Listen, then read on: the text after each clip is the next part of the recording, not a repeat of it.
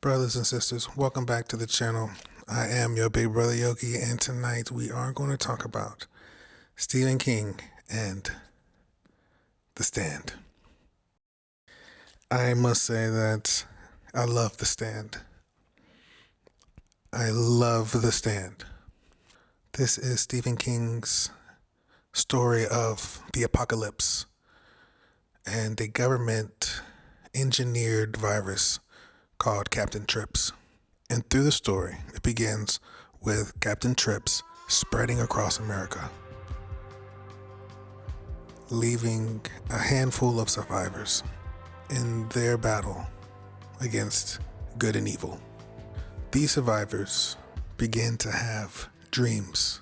One dream is about an elderly black woman, encouraging them to meet her in Boulder, Colorado, where they can begin to rebuild civilization. The other dream, or nightmare, is from Randall Flagg, the evil one, the dark one, encouraging these survivors to come to Las Vegas. We follow these different perspectives. We learn what influences them to make these decisions. I believe out of all of the books that I've read of Stephen King, I've only read about 4 or 5. These are the best characters. By far, the best characters. And I fell in love with them. I hated them. It was probably the most enjoyable ride that I have ever went on a book. Let's talk about Mother Abigail. She's a strong, older black woman who has persevered through racism and bigotry and has a strong faith in the Lord. She has a real relationship with the Lord. And when she prays, it's as if she's talking to an old friend. That faith is the good. And she represents the free zone where survivors go to try and rebuild the community, the world, infrastructure, just government. Where do you go from there when everyone that you know and love has died from a virus that was government engineered, weaponized, leaving some of the most heinous people and some of the most earnest and naive of people?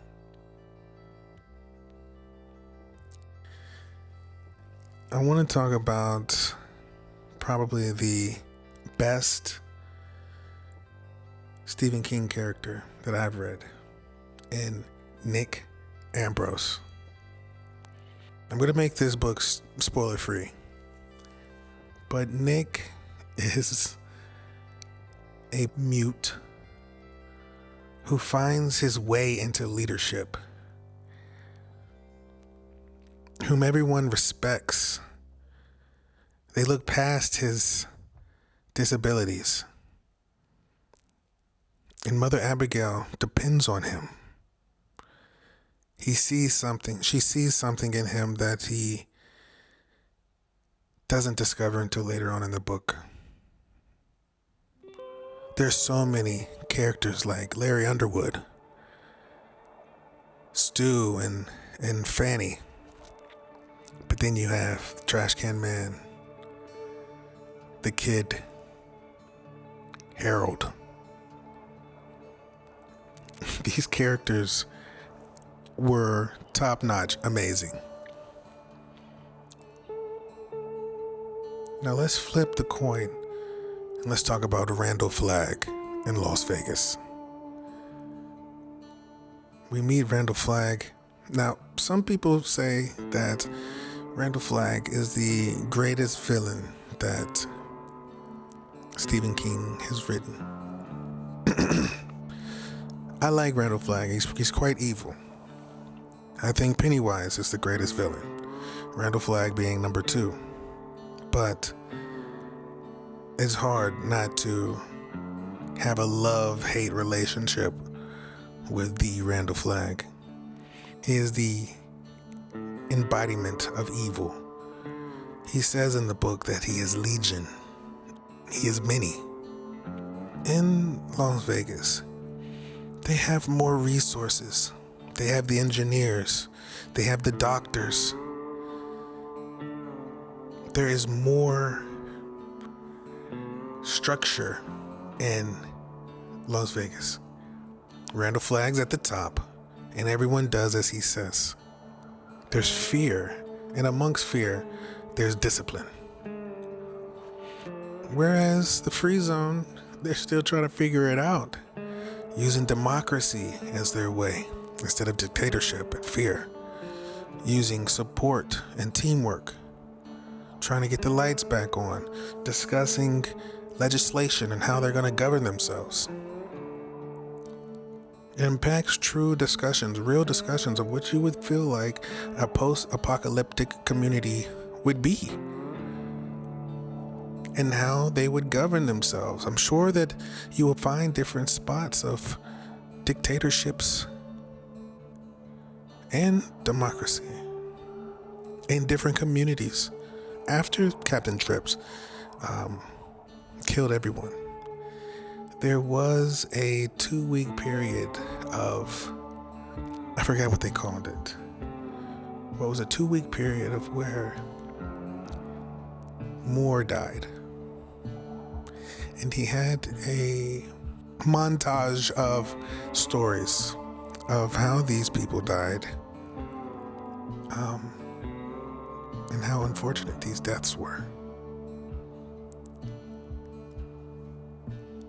It's quite amazing how there were so many different stories.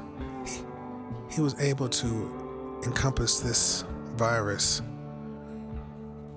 and put it in 1,300 pages of pure entertainment. You could really understand the scope of the virus and the damage it caused. I was really impressed. This book explored themes of good versus evil, the rebuilding of communities and governance, human flaws, the cost of leadership, faith, predestination, meaning of life, sacrifice. You can't escape your fate. Tests. This book plays on so many important themes that I think are more supernatural and faith-driven. This book is more on the fictional side of things, for sure, but has real humanistic emotions involved.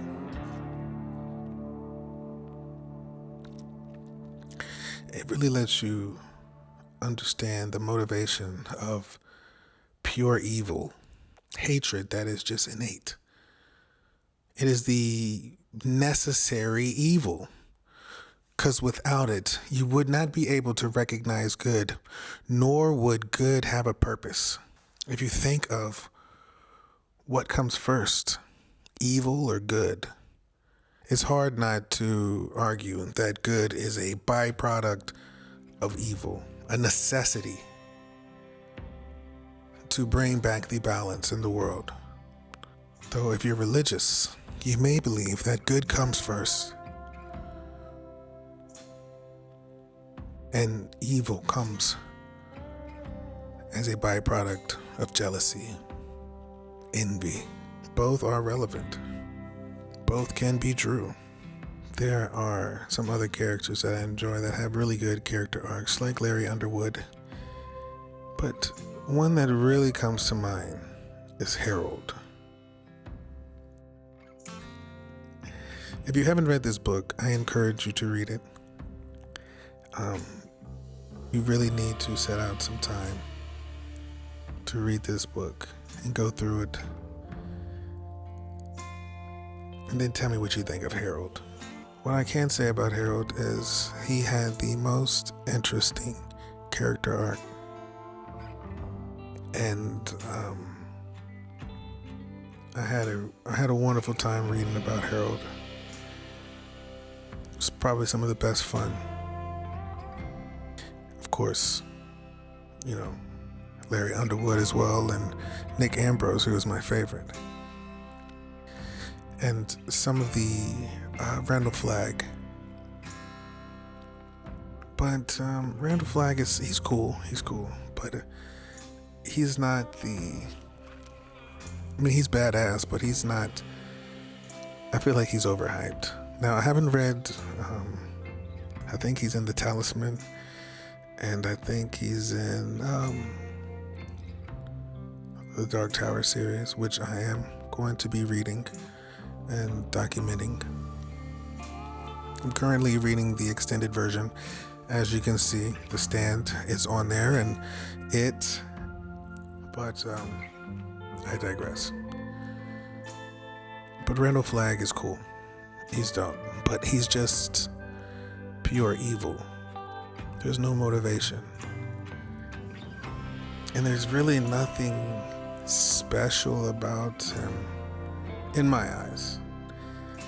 Please let me know your thoughts in the comments below, but he's cool. He's dope. Don't get me wrong, he is dope.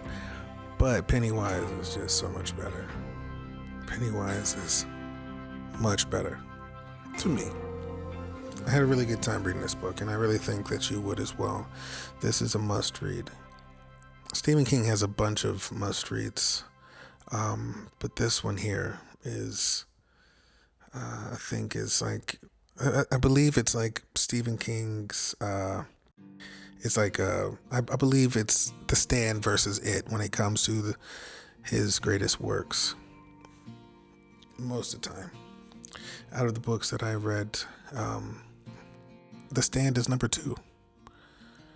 And it's up there with some of the greatest books. It's up there with some of my favorites.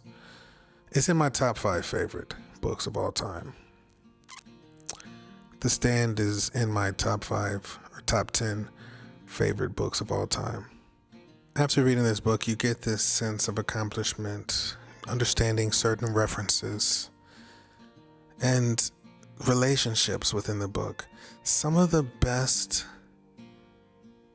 partnerships come from The Stand, and how these individuals found each other and later met on their way to either Las Vegas or Boulder, Colorado.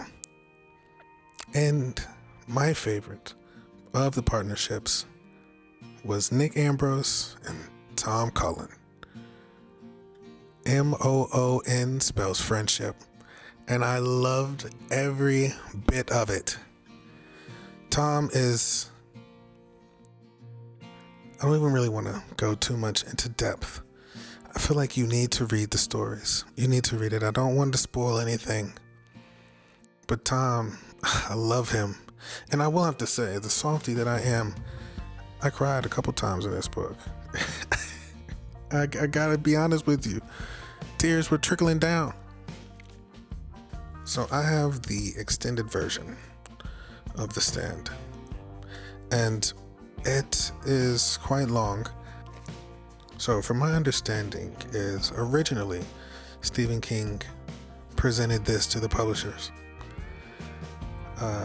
This 1,300 page book. I think at the time the publishers had difficulties binding a book that large. So they suggested that Stephen King cut a third of the book out. So there is a copy of The Stand that is a third shorter than the book that I have. I do suggest, I don't know what parts of the book they took out, but if you're worried about a 1,300 page book and you feel like the book may be a little too long for you and you still want to read this book, I advise you to see if you can find one of the shorter versions of The Stand. If you're like me and you want to know the entire story, pick up the extended version. Now, I understand that a 1,202 page book can be intimidating. It is a commitment. It's a door stopper. And I really suggest that if you are going to undertake a book this large, give yourself daily goals. All right? Read 25 pages a day. Read 30 pages a day. Dedicate yourself a chapter before bed. It doesn't matter how long it takes you to read this book. But the level of accomplishment that you get out of this, the story, the character arcs, the themes, the love interests, the death. It is beautiful. It's scary. It's sad. Heartbreaking. Moving. It's a religious experience. And I'm not joking. Even if you're agnostic or you're atheist, you don't need to be a Christian or religious to read this book. But you cannot deny these elements that are in the book. And to appreciate them, you have to only have an understanding of good and evil. You decide which side you would find yourself on, who you're rooting for, and who you want to succeed. This book is great. It's fun, and as you can see, I just marked this book up. This book was with me. I think it took me 3.5 weeks to finish this book. Maybe 4 weeks to finish this book. I couldn't put it down. I really couldn't. And I think once you get started, you won't have a hard time finishing this book. Don't let books this size discourage you or put you off. These are books that are meant to be savored and enjoyed, to be sipped on like fine wine. You're not supposed to guzzle down a book like this. Sip by sip, page by page, and you will progress through this book. This book is a ride from start to finish, from page 1 all the way to page 1,202. I rate this book a 4 out of 5 with a 75% on the love meter. There are some different sections of the book that was slow. The ending was not great, and the use of the N-word throughout the book bumped down my rating. But I still think that a 4 out of 5 with a 75% love percentage is still damn good. And this book is objectively wonderful. It's a masterpiece. And it's something that Stephen King should be proud of. And something that you should be proud of when reading it. Please let me know your thoughts and feelings in the comments below. Like, comment, subscribe. Holla back at your boy. I'll catch you next time.